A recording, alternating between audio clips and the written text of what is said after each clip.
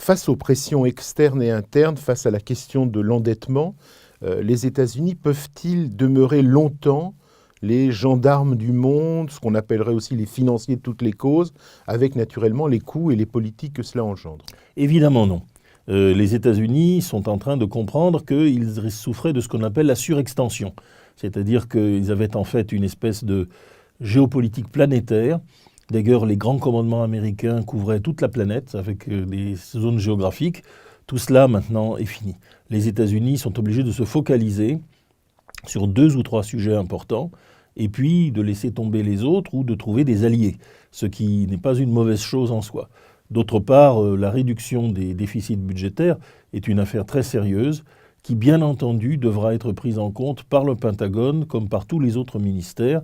Et bien, quelle que soit la volonté des républicains de supprimer toute la sécurité sociale et de laisser le budget de défense intact, ça ne se passera pas comme ça, tout le monde le sait. Enfin, l'aide.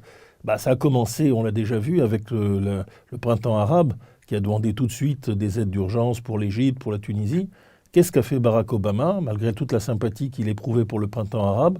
C'est de faire le tour de la communauté internationale avec la CBIL en demandant aux Européens de contribuer. Donc c'est une chose que l'Amérique n'a jamais connue. Elle a été le premier contributeur net de toutes les aides internationales jusqu'au début des années 60.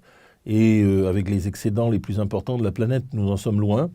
Et donc là aussi, la politique étrangère américaine sera beaucoup moins financée sur des contributions en dollars et beaucoup plus sur la persuasion. Donc en fait, les États-Unis commencent à connaître les problèmes qu'a connu l'Empire britannique au tournant du XXe siècle. Ce n'est plus le pays le plus riche du monde parce que sa dette est trop importante, ce n'est plus le pays tout puissant parce que ses forces militaires sont insuffisantes à certains objectifs, ce n'est plus le pays aussi qui peut régner sur un nombre considérable d'alliés non réticents.